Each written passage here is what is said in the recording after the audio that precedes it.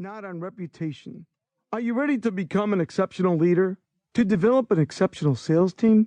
Well, I'm ready to help you to successful management. Let's begin. If you've heard any of my other material, you'll recognize that I'm a great believer in investigating. So I've done that here too. I've investigated the challenges faced by today's corporate teams and companies. According to a recent Towers Parent Sales Effectiveness study, there are 6 major challenges today's teams will benefit from as they overcome them. First, I'll name 6 problem areas. Then we'll break them down a little further, and I'll give you some further insight. Ranked in order are the top 6 challenges of corporate teams and companies. Number 1 ranked problem: overlap, confusion in responsibilities, and territory definition. Number 2 ranked problem: unequal distribution of work performance, but equal distribution of rewards. Number 3 ranked problem: diminished accountability and/or motivation. Number 4 ranked problem: poor information sharing. Number 5 ranked problem: unclear compensation structure. Number 6 ranked problem: time spent on team building at the expense of customer relationship building.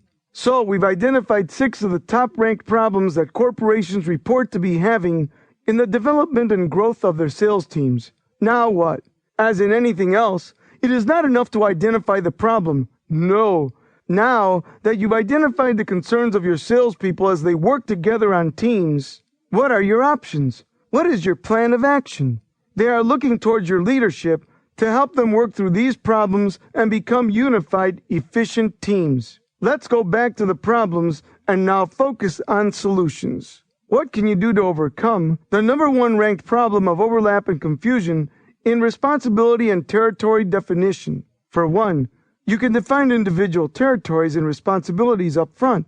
Every salesperson knows their territory, the accounts within their territory, and how to handle natural overlaps within those said territories. For example, let's say one salesperson has been working with a branch office manager. When it comes to make that buying decision, they refer to their superior who is located at headquarters. The problem is, headquarters lies within the territory of a coworker who has not previously worked with this account. You need to have a plan that deals effectively and fairly with these types of overlaps. Your salespeople need to know your plan, what is acceptable and fair.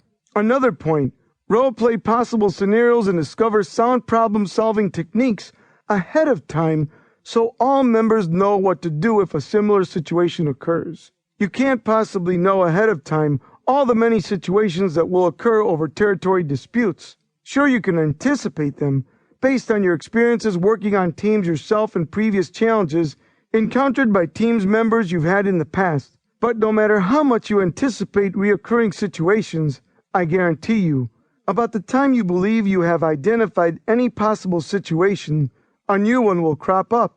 To prepare you and your team for problems in overlapping territory disputes, communicate what has happened in the past. Role-play what you would do in similar situations. Set the stage for new solutions to new challenges. Here's another point. Establish a method of arbitration to fairly intervene should the issues become clouded. One of the keys to effective leadership is to teach your sales team to resolve their problems in a fair manner. Encourage them to intervene quickly when questions arise. Take care of the problems before they become stumbling blocks to the entire team's productivity. Let them establish their own arbitration board of peers and resolve their own problems as much as possible. That way they take much more ownership in the team's efforts and feel individually responsible for their own successes and setbacks. Here's a great point. If you're in retail and your territory is your particular area of the sales floor, or certain items such as electronics or appliances, this can still be a challenge.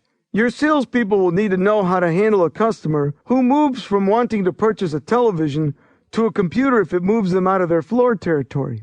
Make sure that you address those situations in your sales meetings or on your teams so they can decide and agree upon what is fair and acceptable to all parties. Now listen to this one. Allow your sales team to plan and implement their own success, then support their plan. Give them ownership and commitment to the entire team. That goes back to that old Chinese proverb, again, that speaks to keeping others involved. The most difficult thing for you as a manager might not be to allow them to implement their own successes, but rather to support their plan. Why? Well, what if you need to defend their plan to your